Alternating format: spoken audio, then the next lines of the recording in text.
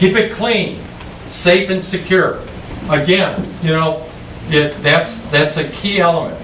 If you wouldn't go in there, your family, remember I said send a family member in? If they don't feel comfortable going in it, your customers aren't. So you've got to look at that. If you don't have glass, get some glass in there. Great investment. Brighten it up. Lighten up that parking lot. Let them see the cameras. Let them see the signs. It's always being watched. You know, things like that. You know, if it's in a neighborhood that's rough, ask the police if they want to get free coffee. Come on in. Put coffee out there. Do whatever, but have that exposure. You know, I've seen some people. I saw one store, Mississippi. They gave them a little space, dead space they had, and made a substation. They go in there, they get on the computer, they type their reports, they put a coffee maker in there, and they give them free internet. Police car is always there in the night doing reports and things. What a nice idea. And you know what? They write off that space. So that was kind of neat. There's a lot of opportunities you can do out there, but safe and secure. Okay? Rehabs breathe new life into a store. Okay? I mean, new life. Remember I said up, then it goes like this, and it just goes with, you know, the neighborhood and business, things that change. You do a rehab, it jumps up. You know, you've heard a lot about McDonald's today. Well, you know what? McDonald's, and a good example is the one down here across from Vanderbilt. Okay? They put fencing up about 1.5 years ago, tore it down and rebuilt it. Why did they do that versus just build another one somewhere else? One is there's probably too many anyhow. Okay? Does that sound familiar? Okay? Might be too many laundromats, who knows? But if you got a good location and the demographics are good or have even gotten better, why abandon the location? Do the same thing. Problem is, if you replace one washer, do you solve your problem? Do you get new business? A top load breaks, you put a new one in? Did your business grow? No, you solved your service problem, right? That was your solution to your problem. It didn't solve your customer's problem. It was just one machine. And if you keep doing that over the years, you really don't gain anything.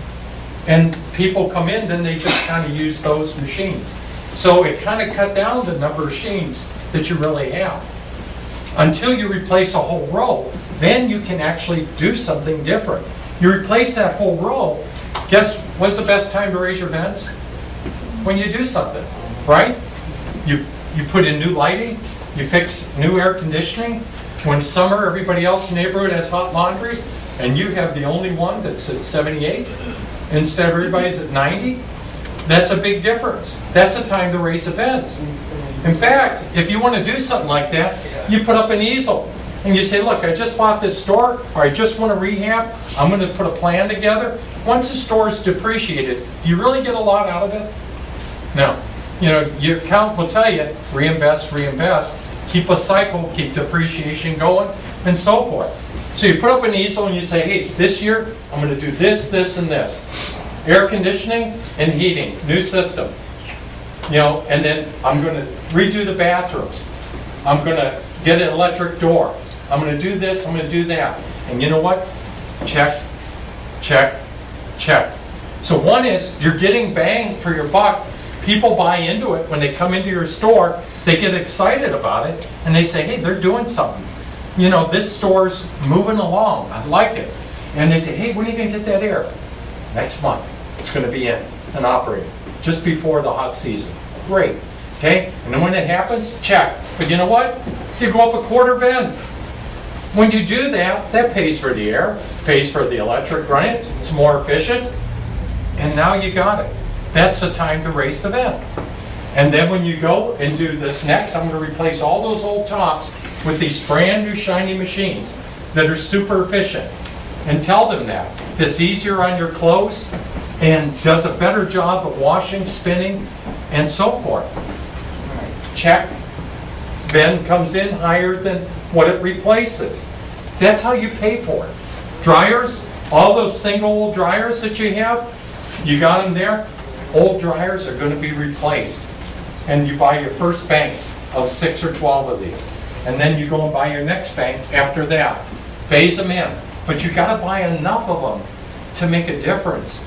Because wouldn't you rather put your clothes in this clean silver than the old blackened, dark, small window, big lip, hard to see, clothes left in them? You know, think about it. My grandchildren's clothes, I always look in the machine they're going to go in. Even in my own store. You know, I want to be sure that somebody didn't leave something behind. Everybody does that. So if you can put in a good, clean, all brand new looking, they're going to want to use them. Why would anybody not want to use new equipment? So those are opportunities to rehab an existing location and turn it around and change and ramp up again and get additional business. That's how you grow business. If you lower your VINs, it's okay if it's a promo. If that pops open, I'll be embarrassed. If you lower your VINs, that's okay if you do it with a goal of gaining market share real quick and doing the get them in 3 times. But if you do it as a total VIN strategy, how does that work? How many people, well, I don't want to ask for hands, but you know what? I did this at one, and I asked, how many people haven't raised their VINs in 3 years? And I was surprised at how many haven't. Then I asked those same people, has any of your costs gone up in 3 years? Has your cost gone up in 3 years? Okay, what's gone up? What's the big thing? Utilities. Utilities, okay? What do we sell people? Utilities. That's got to be our focus, right? Of those utilities, what is the ones going up? Gas, good. Water, sewer. There you go. You know what the stimulus money? Guess where it's all going? The biggest portion of it is infrastructure that's actually being spent. And of that infrastructure is water, sewer lines. They're all 70, 80, 100 years old. Okay?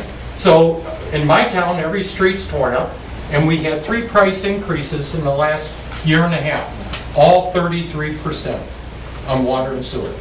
Okay? 33, 33, 33. You know what? I'm standing here happy.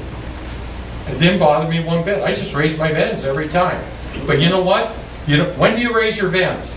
After you're really hurting and you can't pay them anymore, and you realize it's the end of the year and you didn't make any money? Or do you do it the day the ad hits the papers? The day the ad hits the papers. Because everybody walking in will know why. And if they don't, you can tell them why, and they'll go back home, and pretty soon they'll get their bill.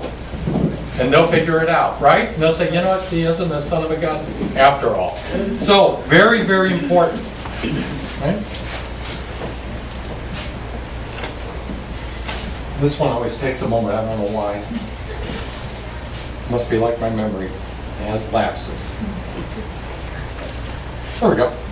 So how can I make my store more competitive and reduce my utility costs? Because that's really what we're trying to do here today. Is we're going to try and toss around ideas to see if you can be more competitive.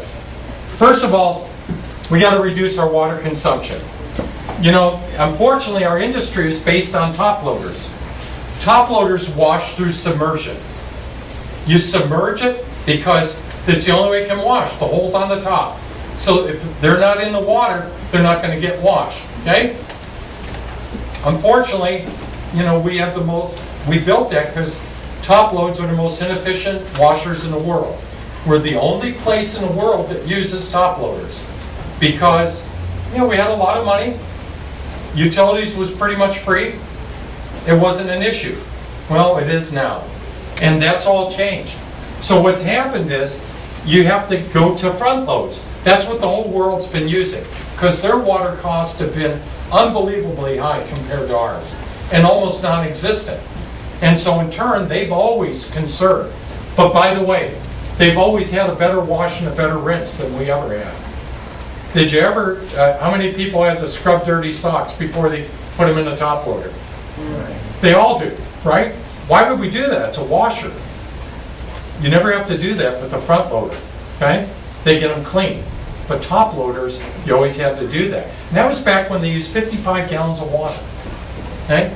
Today, the government went from 55 to 42 the 37, the 32 in 2007, then it dropped to 26. When you open a top loader today in the final rinse, the water's dirty. There's no way you can get around it. It's one wash, one rinse. It's a 12-gallon tub. There's no magic in that. 12 and 12, and plus some absorption, you're 26 gallons. Our next step, they're going to ask us to reduce the water again. We get a good wash. Our machines, we've tested them, they wash good.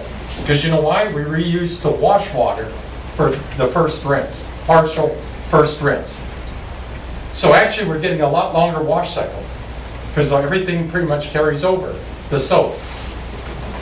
But if you look at the rinse water, you wouldn't want to catch it in a clear glass and hold it up. That's the way it is. It's ours, it's everybody else's. The government said, if you want to keep building top loaders, you got to do that. So, okay, when you think about that, if you buy top loaders today and you have old ones that used a lot of water, they're not going to be happy. There's no way to get around that. Okay? That's just where we are with top loaders. I will tell you this, ours is still made of steel, they're not plastic. Everybody else is plastic. We're the last manufacturer making steel drums, stainless steel, everything in it was commercial heavy duty. All the others are now plastic, same as the home unit, no difference. All they do is call it a commercial. We still make commercial machines, we hardly sell any to home. That's not our target market. The home people can't afford our top loaders. So, we do make a good one, but I'm just telling you where that's going. And so, how do you get out of that? You know, you could replace them all at once, but as somebody said earlier today, you know, if you're going to eat an elephant, you can't swallow them whole. You got to take, you know, small bites, right? You got to take them in small pieces. So what you're going to do is you replace a row here, a row there. That's going to get you to where you need to be as you phase out those. Same with single dryer, pocket dryers. Single pocket dryers to vended is only a couple % of sales now, except for the big ones. Taking those out, the 30s, 35s that we used to see everywhere, nobody's replacing those anymore. They're doing doubles. More revenue per square foot. I'm going to talk to you a little bit about that. But reduced water consumption is key. Reduced gas consumption. Gas prices have been low. They've been pretty good to us, right? We saw those peaks and they came back down, but how long are they going to be down? The gas company, the gas industry, they're going to get their money sooner or later. We'll see it climbing back up. Right now, it's a low compared to the last 5 years. We'll see that start to climb up, and I think we're already seeing that this year. And you got to increase your revenue per square foot. That's the most important thing, because you know what? Nothing stands still. You look at what your costs are. You have fixed costs and you have variables. You know what? I could sit here and tell you your fixed costs, but it'd be easier to tell you your variables. Okay? Variables is your utilities, okay? Your vents like your soap powders and sodas, you know, that all varies with your volume. But everything else, your rent, CAM, insurance, taxes, all those things that you pay, telephone, garbage collection, everything else you pay, internet, phones, fixed. So, and as those just have those escalation, as they grow, you've got to overcome that. And there's only one way to do that. Reduce your costs and increase your vents. And if you have old worn out equipment, is it easy to increase your vents? No. It's easier with new equipment than old.